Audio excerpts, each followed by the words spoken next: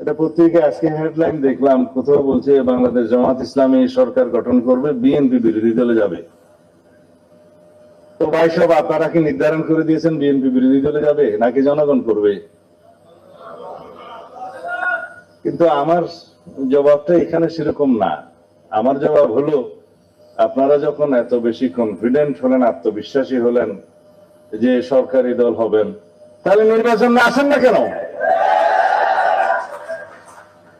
আজকে এই বাহানা, কালকে এই বাহানা, পরশু এই বাহানা দিয়ে নির্বাচনকে বাধাগ্রস্ত করতে চাচ্ছেন কেন?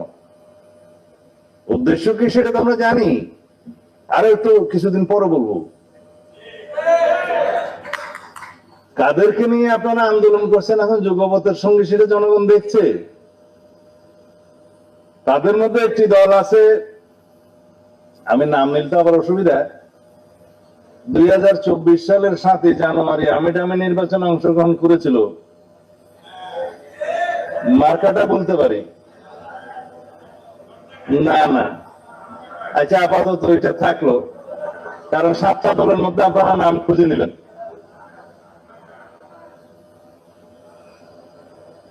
তারা যদি যুগপথের সঙ্গে হলে নিষ্পাপ হয়, তাহলে বাকি যারা 28টা দল দামি দামি নির্বাচনে আওয়ামী লীগের সঙ্গে হয়েছিল, তারা কি মহাপাপী? মানে আপনাদের সাথে সঙ্গে হলে যুগপথের, তাদের কোনো পাপ নাই, এই নীতি সঠিক নয়।